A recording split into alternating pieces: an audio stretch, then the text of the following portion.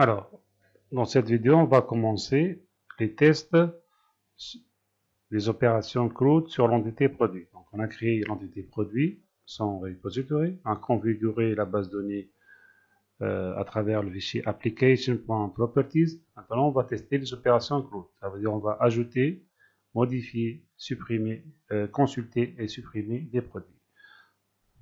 Je vais aller donc sur le paragraphe. Alors le 5, on a déjà exécuté pour vérifier la création de la table produit dans la base de données SpringDB. Alors question 6, maintenant on va créer des tests. Alors pour les tests, donc au niveau de SRC, dans notre projet SRC Test Java, donc Spring Boot nous prépare déjà une classe pour tester nos méthodes. Donc, produit application test avec la notation Spring Boot test. Donc, Spring Boot utilise un framework qu'on appelle JUnit pour faire les tests unitaires avec la notation test et une méthode. Alors, pour l'instant, je vais supprimer cette méthode-là. Et au niveau de notre PDF, nous avons du code pour tester ici la création d'un produit. Alors, je vais prendre ces lignes-là, copier, je vais les coller ici et les expliquer. Alors, tout d'abord, je vais faire les imports, je clique CTRL 1, je vais importer les classes, CTRL 1, j'importe notre produit repository, notre interface, j'importe aussi CTRL 1 la classe produit, et enfin j'importe la classe date. Il faut faire attention d'importer Java utile et non pas java.sql. Donc java.utile. J'ai plus d'erreurs, c'est bon. Alors, j'explique.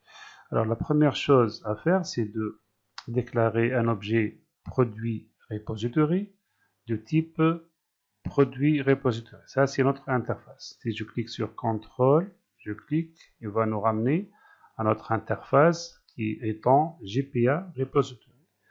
Et donc, ça permet donc de faire toutes les opérations sur les données de type produit. Alors, c'est un objet, cette variable produit repository, je veux que Spring nous injecte dans cette variable un objet qui implémente l'interface produit repository. Donc ça, c'est le mécanisme qu'on appelle donc injection de dépendance, ou bien aussi IOC, Inversion of Control. Donc, simplifiant, ça c'est l'injection de dépendance. Donc, avec la notation add_auto_where, qui est très importante en Spring.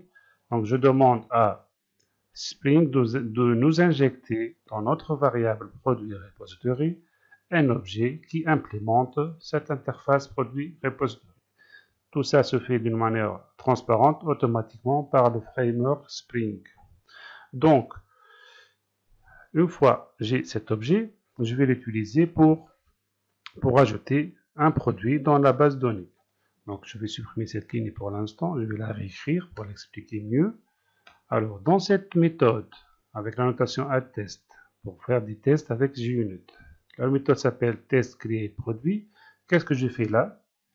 Je crée un produit qui s'appelle prod, le nom c'est PCDL, le prix c'est 2200.500 et la date new date. New date, ça nous donne la date du jour, la date courante. L'ID, on ne le spécifie pas parce que c'est un auto-incrément qui va être affecté automatiquement.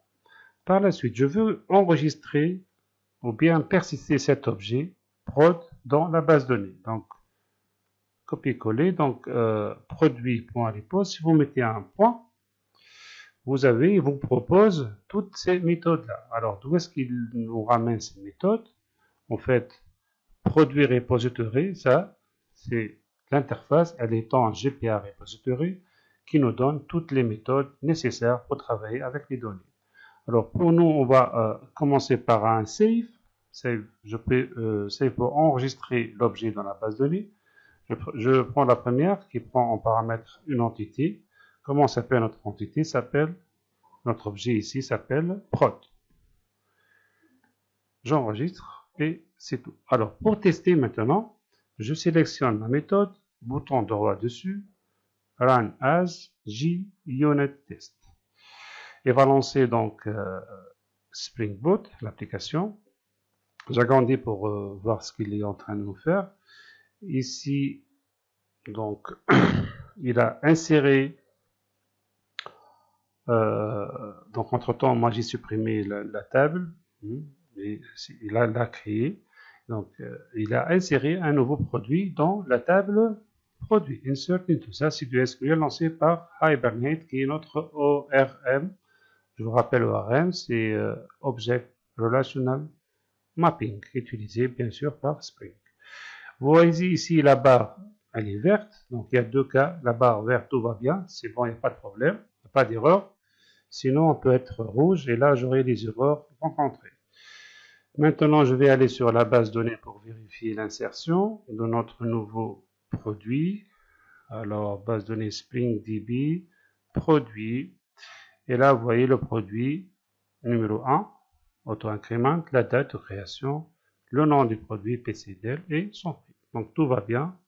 Pour l'instant, il n'y a pas de problème.